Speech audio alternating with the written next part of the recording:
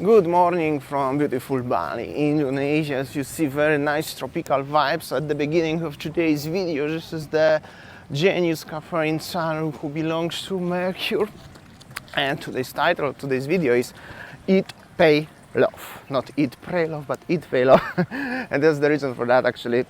Yesterday and today, whenever I wake up and open my phone, there's so many messages regarding the same topic. So it's the recent news, recent law, what is the Mr. Governor just recently announced as every tourist, international tourist, who coming to Bali since 1st of January 2024 or just 2024 next year will have to pay $10 American as the entry fee, which is 150,000 rupiah. Actually, exactly 150,000 rupiah, equivalent of recently $10 American, 15 Australian, Canadian, Singaporean, etc. Generally, there are a few concerns about this thing.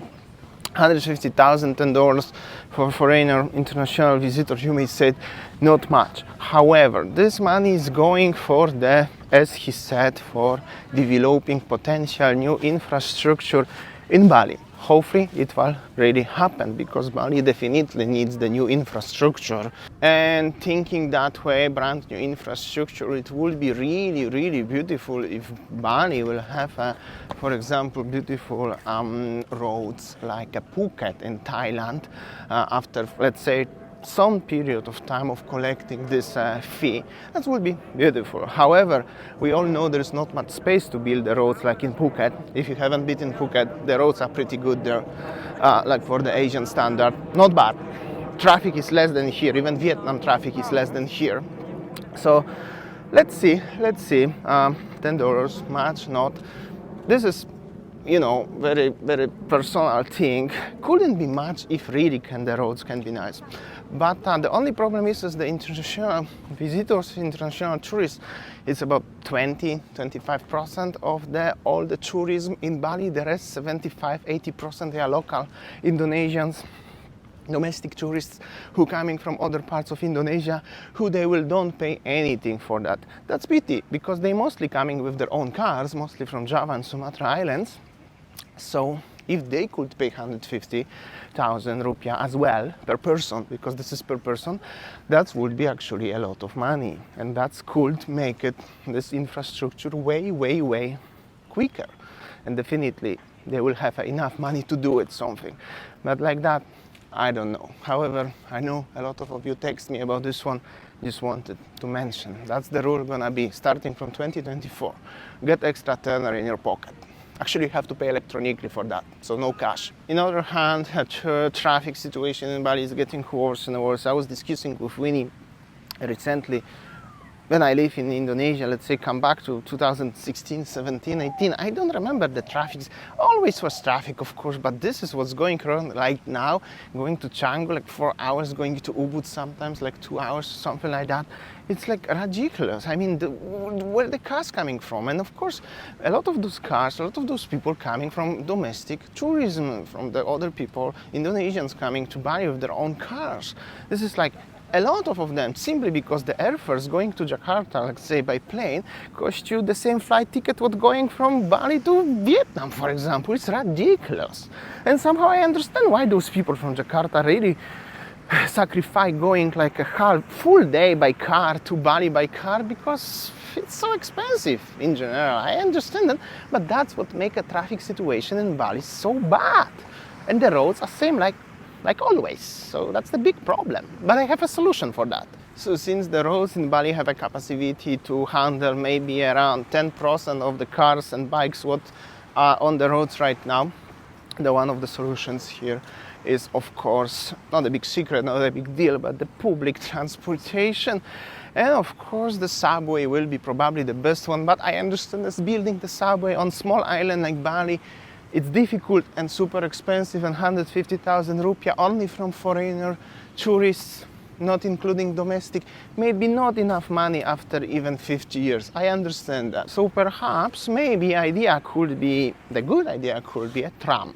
Now, for example, tram, if people don't know what is the tram, it's like a light train going on small tracks. like we have in Europe. Melbourne have it, for example. Coming from airport directly to Canggu, to Atlas, for example, or to the Finns Beach Club, somewhere there, or up to Perennial, make it longer. Later you can extend this up to Tanahlot. That would be great, and I believe a lot of people, especially foreigners. I'm not sure about the local domestic because they like their cars, but foreigner visitors, this 25% who are gonna pay 150k, definitely you will guys use it. I will use it, even I drive here. That will be cool. It will be definitely way better to move 1 hour to Canggu from airport instead of 4 hours one way. Definitely. And it's not that extremely expensive and difficult to make it. There were actually plans already like once or twice. So maybe perhaps, if not this one, you can still try to make a sky train. For example, like Bangkok have it, or like Kuala Lumpur have it, or like Jakarta even is building. Why not? That's also cool. Don't need to be necessarily taller than the nearest palm tree or the temple. It's cool to be managing all the restrictions and parameters, for sure. And the last option, if the roads cannot be built because there is not enough space to make them wide, as in Thailand, not even talking an imagination wider than in that Thailand one. The tram cannot be done because of some reason, and SkyTrain cannot be done because of another reason. You can always ask Elon Musk, very smart guy, to build some nice Hoover taxis, Tesla, flying drones, whatever, to make it fly from airport to Canggu in 20 minutes instead of driving 4 hours in the traffic jam.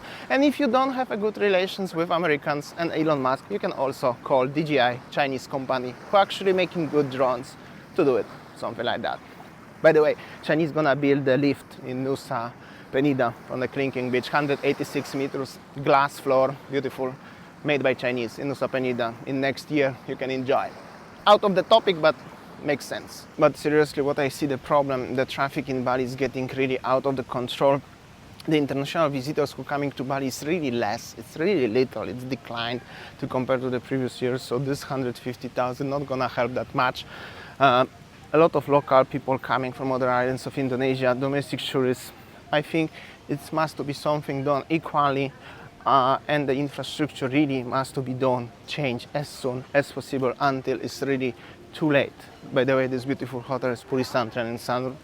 I talked today a lot. I wanted to show you, but you see anyway in the background. Otherwise, everybody will stuck one day for a few days in the traffic jam, and that will be disaster. The current record of the biggest traffic jam in the world holds in China, paradoxically. So I hope so. Bali not gonna beat this record of stuck in the traffic. Also, from my personal experience, I talk with some people, some of my friends, some random people, foreigners. There is literally 99% of people who complain about the traffic situation in Bali. And a lot of people said, I'm not necessarily rushing to come back to Bali. And mostly, okay, these prices are up, it's a little bit expensive. It's actually overpriced for Southeast Asian standard, what is offered in Bali. But this is all okay, but the traffic is something what people cannot. This is waste of life, as many people said. Wasting life in the traffic jam. So yeah. But on the top of it, there is another paradox which is in Bali, especially for example in Canggu or in Ubud. Let's talk about two destinations. Yesterday I was in Ubud, it was so busy.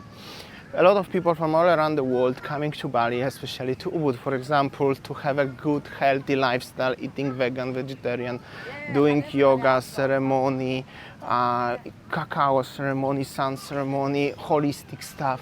I don't even know half of these things. But they're doing it, they're coming for that.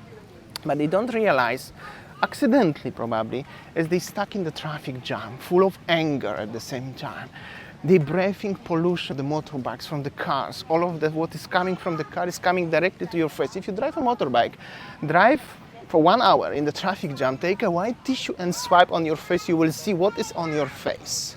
This is extremely toxic and unhealthy, actually. So, for example, when I was in Bangkok with Winnie at the beginning of the year, the air pollution was very bad due to the burnings in China. It was over 300 in the ranking, very bad, very bad. But in Ubud right now it's around 100 something, I guess, if I can. This is actually, doesn't matter what the ranking's saying, it's only what you have on your face and how do you feel after breathing this, if after 1 hour, 2 hours, or maybe after a whole day. It's extremely toxic actually. And even in Bangkok, when it was the pollution like 300, it's so bad, it was pretty hard to breathe. You couldn't have all of this on your face.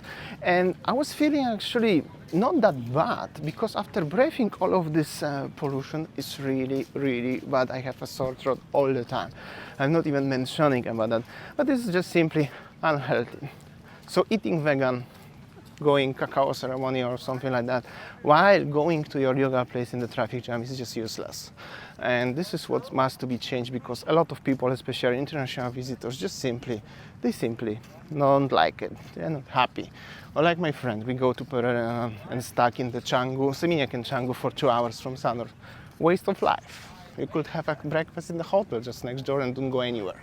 And another paradox thing is, as a lot of people from Jakarta, they escaping Jakarta lifestyle with the huge traffic jam of big city, one of the biggest city in the world with the biggest traffic, to Bali, bringing Jakarta traffic to Bali, which is another paradox. Nothing really is changing. At least if you go to Jakarta, you expect traffic, but if you go to Bali, many people, especially who never been in Bali, they have expectation, and Bali is such a small, beautiful paradise island. But unfortunately, instead of paradise vibe, holidays, tropical vibe, like a heaven on earth, you have a kinda hell traffic on earth, unfortunately, and this is just not good. See you tomorrow.